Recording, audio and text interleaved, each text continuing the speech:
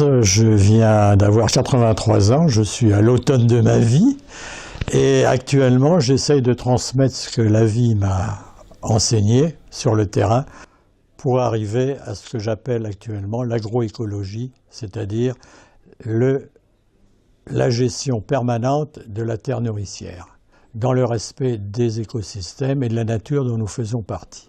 Alors comment j'y suis arrivé? Tout simplement parce que j'ai débuté ma carrière après avoir fait des études d'horticulture et d'agronomie tropicale. J'ai commencé ma carrière aux Antilles dans la recherche agronomique et au bout de 3 ans, j'ai failli perdre la vue à cause des herbicides. C'était au début des années 60, à l'époque où a commencé ce matraquage à coups de produits chimiques solubles et en palliatif au désordre créé, bien entendu, les pesticides, les herbicides qui vont avec. Donc j'ai quitté la recherche agronomique et j'ai voulu m'installer à mon compte, mais comme je n'avais pas les moyens, j'ai dû attendre de me refaire un petit pécule pour créer un groupement foncier agricole dans le sud de la France, dans la région de Carcassonne, Limoux, où j'ai créé le premier groupement foncier agricole non familial du département de l'Aude. Et là, j'ai touché du doigt le corporatisme agricole. Comment, M. Morez, vous n'avez que 250 brebis, il en faut 700 pour être rentable avec la Nouvelle-Zélande, il faut faire du hors-sol, de la poule, du lapin. Moi qui faisais partie d'une association pour le développement de l'agriculture bio, qui est à la base de tous les cahiers des charges, je parle de Nature et Progrès, j'ai refusé, et là je n'ai pas pu continuer, parce qu'on m'a mis des bâtons dans les roues.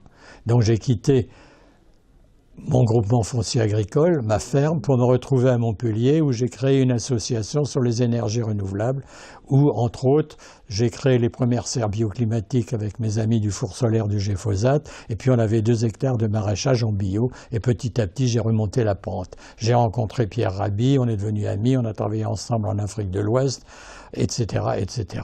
Et donc je suis devenu un pionnier de ce qu'on appelle l'agriculture bio, mais maintenant je parle plutôt de la gestion permanente et raisonnée de la terre nourricière, ce qui inclut tous les termes qui font référence à la vie du sol, tout simplement, que ce soit la biodynamie, que ce soit l'agriculture bio, etc., etc. Voilà, je ne veux pas défendre une chapelle, j'essaie d'être plus écuménique possible. Notre premier médicament, c'est notre nourriture. Or, pour que notre nourriture soit notre médicament, il faut qu'elle pousse dans un sol équilibré et bien nourri, tout se tient. Mais seul le sol est capable, lui, de digérer toutes les formes de carbone qui étaient à la base de la vie dans notre système solaire, tout au moins sur notre planète Terre, là où il y a de l'eau, que ça soit le gaz carbonique, que ça soit le bois, la lignine, qui est le stockage de l'énergie par la chlorophylle, liée au soleil et aux plantes, que ce soit ensuite la cellulose que l'on trouve dans la paille, les feuilles, etc. Et même ce que nous digérons, nous sommes les seuls à pouvoir vivre là-dessus, c'est les hydrates de carbone. Alors que le sol, lui, digère tout. Et à partir de ça, vous nourrissez votre sol à partir des ingrédients dont j'ai parlé pour arriver à un sol riche, bien vivant, dans lequel les plantes vont pousser et les plantes, étant bien nourries, ne seront pas malades et ne seront pas déséquilibrées, ce qui nous assure une nourriture riche, équilibrée, pour permettre de mener une existence valable. Que ce soit en grande culture ou en jardinage, c'est le même principe de base. Le drame de l'agrochimie, c'est que le sol n'est considéré non pas comme un être vivant ou un ensemble d'êtres vivants, mais uniquement comme un support pour les plantes qui, elles, sont nourries artificiellement à coups d'engrais solubles, qui créent des équilibres. C'est comme nous, on dit, bon, écoutez à quelqu'un, vous n'avez qu'à boire 1 litre de whisky par jour, vous serez en bonne santé. Ah, il sera peut-être heureux au début, il sera dans un état second, mais au bout de quelques mois, ça posera des sacrés problèmes. C'est ce qui se passe actuellement. Et le drame, c'est que justement dans le contexte de la finance mondialisée et prédatrice, ça marche. Parce que non seulement ils gagnent avec les engrais solubles, mais en plus ils gagnent une deuxième fois avec les pesticides et les herbicides destinés à pallier au déséquilibre créé par les engrais solubles. Vous voyez ce que je veux dire? Non, mais ça c'est une histoire qui ne va pas durer encore 50 ans, parce que les sols n'en peuvent plus. Et donc ça rejoint aussi bien l'agriculture industrielle devra revenir à des notions plus saines de rotation, d'assolement, hein, d'une manière moderne. Il ne s'agit pas de dire on va revenir uniquement aux tractions animales, à la charrue avec des bœufs. On peut utiliser un tracteur, on peut utiliser des drones, pourquoi pas, hein. Mais le sol doit être la base du raisonnement. Alors on peut fertiliser un sol en faisant des engrais verts, par exemple. Vous voyez qu'il y a des plantes qu'on cultive pour nourrir le sol, etc. Et ça coûte beaucoup moins cher que de faire du compost en tas ou d'une manière semi-industrielle, voire industrielle. On a 36 solutions. Mais la base, c'est cultiver la surface de sol que l'on peut nourrir. C'est la base du raisonnement. Et après, ça peut varier. Chacun est un cas particulier, en fonction du climat, en fonction de ce que vous voulez faire, de votre temps, des moyens dont vous disposez.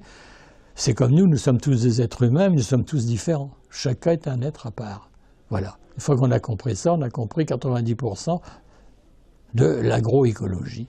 Au Maroc, j'avais préconisé de le faire d'une manière un peu sur un hectare, par exemple, de le faire d'une manière un peu mécanique. On ouvrait le sol très sableux de manière à pouvoir mettre du broyat de palmes ou même des palmes non broyées dans le fond, et on rajoutait un peu de fumier dessus, on remettait la terre et on plantait et on arrosait. Vous voyez ce que je veux dire? Et en même temps, on couvrait le sol avec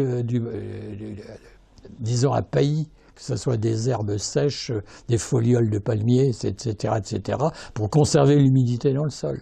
Le protéger et conserver l'humidité. En même temps, en dessous, ça travaille. Et donc, naturellement, on peut arriver à mécaniser d'une certaine manière, mais en sachant que plus c'est varié, meilleur c'est. Donc, il faut faire le bilan de ce dont on dispose pour avoir la nourriture du sol la plus variée, qui va nous amener, nous autres, à une nourriture très variée aussi, qui sera la base de notre santé. Où les gens, par exemple, ils semaient à la volée. Ils inondaient une fois que ça avait commencé à pousser. Mais après, ils ne pouvaient pas sarcler parce que tout était semis à la volée.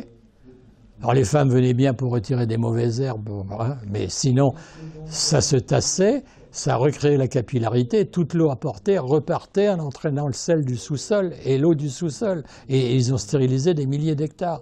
C'est le test de la poignée. Dans votre jardin, si vous voulez voir s'il faut arroser, vous écartez la couverture, en principe, qui doit protéger votre sol et maintenir l'humidité. Vous creusez un peu à quelques centimètres dans le sol. Quand la terre devient légèrement humide, vous prenez une poignée que vous fermez, vous ouvrez la main. Si la poignée reste formée, il ne faut pas arroser. Il y a 50% d'eau utile, sinon vous allez lessiver. Et c'est le drame que j'ai connu en Afrique, dans le Sahel, au Burkina ou ailleurs. L'eau, c'est la vie. Plus on ramène de l'eau, meilleur c'est. Ils s'épuisent et ils finissent par stériliser et lessiver les sols. C'est pas bon non plus. C'est comme nous, si vous voulez boire sans arrêt. Le drame qui s'est passé en céréaliculture, ils ont été à je ne sais pas combien de graines au mètre carré. Je crois qu'ils ont été jusqu'à 360 graines au mètre carré, en disant on va produire plus. Ben non, parce qu'ils s'étouffent. Et en plus, il y a de l'humidité, donc il y a des parasites, ils sont obligés de faire des traitements antifongiques, etc. C'est une erreur. Le blé, lui, tale et il produira plus. Moi, je l'ai vu au Maroc, hein, des semis d'orge dans un ancien bras de l'Oued qui avait été inondé, donc ils ont semé de l'orge. J'ai vu des plants d'orge qui étaient à peu près tout seuls sur 1 mètre carré, mais qui étaient comme ça, qui avaient 54 épis. Et moins il y a d'air et de lumière qui circulent, et plus il y a les principales maladies des plantes, c'est lié aux champignons, hein. On ne va pas faire refleurir tout le désert, c'est ce qui s'est passé dans les oasis. En petits coins où il y avait de l'eau, on a planté des palmiers qui assuraient les cultures de rente avec les dattes, qui puisaient de l'eau même salée, jusqu'à 20 grammes de sel, ça pousse, et la tête dans le feu. Et entre ça, il y avait protection, il y avait d'autres arbres, il y avait des citronniers, il y avait des grenadiers, en dessous il y avait des légumes, il y avait des céréales et tout ça. Donc il ne faut pas vouloir faire refleurir tout le désert, c'est certain, mais à partir de certains points, concentrer la matière organique sur une petite surface, et là on produira beaucoup plus. Parce que si vous faites des cultures extensives, vous allez avoir une empreinte sur l'environnement qui va être énorme. Il faut réunir ce dont on dispose, l'eau, la matière organique, et cultiver la surface que l'on peut nourrir. Petite surface bien nourrie. Et tu auras moins de travail et tu produiras plus. J'étais au barrage de Medbila au Burkina Faso, je cite de mémoire, 1500 hectares. J'étais avec l'ingénieur qui s'occupait du barrage. Je me dis, vous vous rendez compte, cette réserve d'eau que nous avons? Je dis, écoutez, il fait actuellement 42 à l'ombre. À combien estimez-vous les pertes par évapotranspiration? Il dit de l'ordre de 2 à 4 cm par jour. Je dis, c'est de l'eau perdue. Alors que si vous conservez l'eau dans le sol, que les sols, vous les les sarclez, vous les paillez, vous les couvrez, vous allez conserver l'eau dans le sol. Beaucoup mieux que si vous... Alors je ne dis pas qu'il ne faut pas faire de barrage. On fait, c'est ça, non mais ça marche très bien avec une poignée de compost. On est passé avec Pierre Rabhi de 420 kg ou 2000 à l'hectare à 1200 kg, hein, uniquement avec le zaï, hein, une poignée de compost dans chaque trou, quoi. Non, mais il y a 36 techniques. Moi, je peux donner des généralités qui sont toujours à la base du raisonnement, puis après, chaque raisonnement est en fonction, si tu veux, du local. Parce que le climat n'est pas le même, la population n'est pas le même, les plantes ne sont pas... Rien n'est simple et tout est mouvant. Alors, chaque cas est un cas particulier, hein.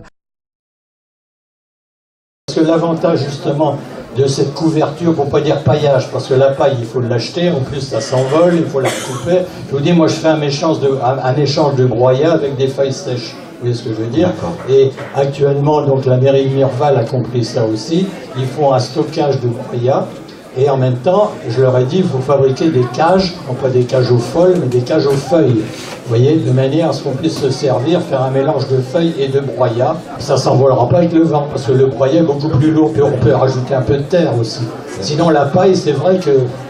Alors, il y a la notion de protection, mais il y a la notion de nourrir le sol. C'est un compostage de surface. Et c'est ce qui demande avec les engrais verts, parce qu'il y a un autre moyen de nourrir le sol, c'est de faire ce qu'on appelle des engrais verts, des plantes que l'on cultive pour nourrir le sol. Donc ils sont condamnés dans le système productiviste capitaliste, si vous voulez, à refaire toujours la même chose, à considérer le sol comme un simple support. Non, le sol est vivant, il faut le traiter comme un être vivant, c'est tout. C'est comme les plantes, c'est comme nous faisons partie du même monde. Hein, les arbres, les plantes, les vers de terre, bon... on dirait, on s'apparente au ver de terre, ça fait peut-être pas plaisir à tout le monde, mais c'est quand même fondamental, tout simplement. C'est-à-dire, il y a 146 espèces de lombriciens en France, d'après Marcel Boucher. Il m'a donné un gros bouquin comme ça. Là-dedans, il y a une espèce qui est intéressante pour le lombricompostage, c'est les espèces Eisenia, qui ne sont pas des fouisseurs, qui vivent dans la nature, dans la matière organique, dans les fossés, dans les vieux troncs et tout ça. Mais comme ils ne sont pas des fouisseurs, ils ne peuvent pas se réfugier dans le sol, ils se multiplient d'une manière intense. C'est-à-dire, c'est le rêve vraiment pour les gens qui veulent repeupler la planète, c'est que ces Eisenia, qui sont hermaphrodites, peuvent théoriquement donner 1500 descendants par an. Vous voyez, au point de vue allocation familiale, ça ferait un sacré trou dans la sécurité sociale. Hein. Ça, il faut le reconnaître. Mais le lombricompostage, c'est fait avec ces Eisenia, qui sont des vers de terreau, et non pas des vers de terre. Le ver de terre lui a l'avantage de travailler le sol en profondeur, et en mélangeant intimement la matière minérale avec la matière organique compostée. Moi, je récolte les turicules, les crottes de vers de terre au printemps ou à l'automne, quand le sol est suffisamment humide, parce que le ver évolue dans le sol en fonction de la température et de l'humidité. Donc il monte, il redescend, si vous voulez. Et ces turicules de vers de terre, c'est un excellent engrais. Je m'en sers aussi pour faire, avec de l'eau, un emplâtre, par exemple, pour faire le pralinage des racines pour un arbre, par exemple. Écoutez, plus c'est varié, meilleur c'est. Dans la nature, plus c'est varié, meilleur. La monoculture, c'est une vision industrielle. Alors, si on veut faire de la monoculture pour une raison pratique, il faut faire des rotations et des assolements. Vous voyez, ne pas recultiver toujours la même chose au même endroit. Et actuellement, de plus en plus, on se rend compte du rôle de l'arbre aussi. Aucune zone agricole devrait être à moins de 200 mètres d'un arbre, même isolé. Et autrefois, même du temps à l'époque romaine, il y avait un bocage, un quadrillage par la forêt linéaire qu'on a supprimée pour des raisons mécaniciennes chez nous. Il y avait 700 000 km de hébraisement. On a pratiquement, il n'en reste plus que 200 000. On replante maintenant. Vous voyez, parce que sous prétexte d'industrialisation, on a massacré tous les paysans. Regardez la Beauce, par exemple. C'est un désert, au point de vue agronomique, avec un taux de suicide le plus élevé en France, parce que tout se tient malgré tout. Les blocages ne se font pas maintenant au niveau de l'INRA et des scientifiques, parce que maintenant à l'INRA, ils vous diront à peu près la même chose que je viens de dire, mais c'est par rapport à Bayer et Monsanto, hein, tout simplement. Et la FNSEA, le syndicat majoritaire, est inféodé à ces puissances. Ce qui fait que la bio, qui était à 2%, maintenant est passée à 5% de la surface agricole utile, qui représente en France à peu près 30 millions d'hectares. Par contre, en Italie, on est à 16%, en Autriche à 11%. Donc ça, c'est le consommateur, petit à petit, qui doit faire pousser sur les politiques pour qu'on arrive On importe actuellement plus de 40% des produits bio en France alors qu'on pourrait les produire. Ça va dans le bon sens, par avant c'était 50%, 60%. On est encore très loin de ce qu'il faudrait faire. Parce qu'actuellement, on ne le dit pas, mais les rendements sont en train de plafonner, s'ils peuvent s'effondrer, parce que les sols ne s'en pleuvent plus. Le problème, c'est le court terme. On est en face de nous, sans faire de politique politicienne, on est en face de nous, devant un capitalisme prédateur, hein, où c'est finalement... Bon, quand vous voyez que dans une firme, les actionnaires demandent des rendements à deux chiffres de l'ordre de 15 à 20%, la firme ne peut plus continuer. C'est pas possible. L'exemple de la butte sandwich, je ne dis pas que tout le monde doit faire des buttes sandwich, hein, mais j'en ai fait au Maroc, j'en ai fait un peu partout. J'en ai fait il y a 2 ou 3 ans à Clapier sur un parking où il n'y avait pratiquement pas de terre. C'était pas bétonné, heureusement. Mais on produit énormément plus et on dépense de moins en moins d'eau. De toute façon, les rendements actuellement sont en train de plafonner et de s'effondrer malgré l'ajout de plus en plus important d'engrais chimiques ou de pesticides de plus en plus virulents, peut-être de moins en moins en volume, on en met peut-être moins, parce que là aussi, on joue toujours les chiffres. On dit, ah oui, mais on n'utilise pas ce pesticide. Mais parce qu'on a des produits maintenant qui sont moins volumineux, mais qui sont beaucoup plus actifs. Tout simplement. C'est-à-dire, au lieu de s'occuper de traiter les causes, on s'occupe de traiter les effets. Et ça ne pourra pas, comme on dit à Bruxelles, ça ne saurait rester, continuer, durer, vous savez. On recrée un sol fertile et là on produit énormément. On diminue les quantités d'eau par un facteur 20 et le rendement on le double, on le triple. Céréaliers, quand on a dit on va interdire le glyphosate, mais qu'est-ce qu'on va faire? On ne pourra pas faire autre chose. Ils sont coincés, Alors c'est pas le but, je ne dis pas que je les accable, ils n'ont pas choisi toujours un système qu'on leur a imposé, mais on ne pourra pas continuer, ça c'est pas possible. Des résines, ou ce qui contient des huiles essentielles, comme par exemple le thym, le romarin, la lavande, comment dirais-je, le fenouil et tout ça, on peut l'utiliser, mais toujours en surface, parce qu'à ce moment-là, le pain va perdre sa résine, le fenouil, ceci et cela, si vous le laissez en surface, ça va s'évaporer et ça va se composter petit à petit. Mais il ne faut surtout pas l'enterrer, ça c'est évident. Parce que ça bloque les fermentations. Si vous faites un compost en tas, par exemple, avec de ces plantes, ça va difficilement marcher parce que ça bloque les fermentations. Les bovins qui ruminent et qui mangent de la cellulose, ils mangent très peu de plantes aromatiques. Vous voyez, parce que sinon ça bloque les fermentations. Donc même chose pour une butte sandwich, évitez de mettre ce dont je parle, mais vous pouvez le mettre en couverture, ça oui. Bon, moi je l'ai fait à Perret chez une amie, on n'avait plus assez de broyat pour couvrir le sol, on a été il y avait un bosquet de pin, on a trouvé dans un fossé des aiguilles sèches, et en bas c'était déjà composté. Et on s'est servi de ça, même ça serait des aiguilles fraîches, si vous le laissez en surface, c'est pas grave. Il ne faut surtout pas l'enterrer. La permaculture, c'est venu d'Australie. Hein. Mais je la faisais ça, avant que ça s'appelle de la permaculture. J'ai rencontré à l'époque, ça remonte il y a 40 ans, Emilie Alzélib, qui était la française, qui était devenue la papesse, si on peut dire, de la permaculture. J'ai passé 3 jours avec elle sur sa ferme en permaculture, mais elle faisait des buttes sans rien rajouter dedans. Ce qui fait qu'elle produisait très peu. Et moi, personnellement, je m'en suis inspiré de ça, mais dans la butte, et je ne suis pas le seul, on a rajouté autre chose. Et c'est pour ça que j'ai fait la butte sandwich, par exemple, qui est une forme de permaculture. Puis actuellement, je fais aussi de la foutriculture, c'est-à-dire à mes amis qui passaient dans mon jardin en disant « mais tout est mélangé, tu mélanges les fleurs avec les légumes et tout ça, qu'est-ce que c'est cette foutriculture ?» Alors j'ai fait une fiche sur la foutriculture, qui est une sorte de permaculture, toujours à base, c'est pour ça que la butte sandwich, ça vous donne des idées, toujours à base de ce qui nourrit le sol, du bois, de la cellulose et du fumier. Mais c'est les Australiens, Bill Mollison, entre autres, qui ont apporté ce terme en France il y a 20 ans. Vous savez, quand le Nature et Progrès, qui en 64 est à la base de tous les cahiers des charges, maintenant ils n'ont plus le droit d'utiliser le mot bio, alors que c'est eux. C'est invraisemblable. C'est là qu'on voit un petit peu en face de nous tout ce qui se passe. Il faut que les citoyens, par le biais des associations, se réveillent un petit peu. La bio pourrait beaucoup plus grandir s'il n'y avait pas tous ces freins. Et actuellement, l'association entre Bayer et Monsanto, ça ne laisse pas présager du lendemain qui chante. Hein. Je ne défends pas une technique, je défends une approche, une méthodologie. Ah, ça vient du grec, méthodologie, avec un chemin. Là, j'ai fait de la permaculture aussi bien dans le Sahel que dans l'Est de la France, en Belgique, dans la région parisienne, ici. Bon, alors ici, c'est encore différent si vous êtes en pleine garrigue ou si vous êtes là où je suis à Mirval, près de la mer. Bon, près de la mer, vous voyez. Chaque cas est un cas particulier, mais les principes de base restent les mêmes. D'accord. Ok. Moi, ce que je fais en hiver sur les arbres fruitiers, je fais un traitement, tout simplement ce que faisaient les anciens il y a une centaine d'années, un traitement à base de savon noir, d'huile végétale, je conserve mes huiles de friture que je filtre, et d'alcool à brûler. Le savon va mettre en suspension dans l'eau les huiles, et l'alcool à brûler va permettre aux huiles de pénétrer les parasites.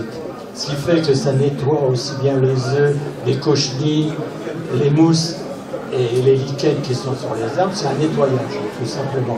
Alors après, on peut traiter, il y a des produits à base de Bacillus thuringiensis, le BT, qu'on utilise contre la chenille pour possession. Au lieu de déclarer la guerre, de pousser l'hypothèse pasteurienne, toujours de façon guerrière, à lutter contre les microbes. Maintenant, vous regardez à la télé, on désinfecte tout, hein, depuis le râtelier de Mémé jusqu'aux chiottes. Alors que les chiottes, s'il y avait un endroit où il y a des microbes, on en a quand même 1 kilo de microbes dans nos intestins. Sans les microbes, on ne pourrait pas vivre. Alors il serait temps qu'à vis-à-vis des microbes, on adopte quelque chose de plus commensal, de discuter avec eux en disant, bah écoutez, il y a ceci, il y a cela, il y a une question d'équilibre, tout simplement. Mais les microbes sont indispensables. Sans microbes, on crève tous. Il n'y a pas de problème. Il faut traiter aussi, par exemple, je cite de mémoire, pour 10 litres d'eau, vous mettez 200 grammes de savon noir, un demi-litre d'alcool à brûler et 80 grammes de sel de cuisine. Vous voyez, par exemple, pour ma vigne, moi j'ai une treille chez moi, hein, une treille qui fait à peu près 15 mètres de long, deux vignes que j'ai greffées l'une avec l'autre, tout simplement. Mais pour traiter le mildiou et l'oïdium, j'utilise ceci. Un demi-litre de lait entier, bio ou non, à la limite, un demi-litre d'eau de source et une cuillère à café bien remplie de bicarbonate de soude. Et je fais 2 traitements, le deuxième surtout après les pamprages pour dégager les grappes et pour qu'elle n'attrape pas l'oïdium. Et ça marche très bien. C'est la symbiose et l'équivalence et la solidarité entre tous les êtres vivants, depuis les microbes jusqu'aux salades. C'est jouer les chefs d'orchestre, pas vouloir imposer un point de vue. Le problème, c'est que l'année dernière, moi j'ai un pluviomètre chez moi à Mirval. L'année dernière à Mirval, je dis bien dans mon jardin, donc Mirval, entre Sète et Montpellier, protégé par la gardiole, ce qui fait qu'on a un relatif microclimat.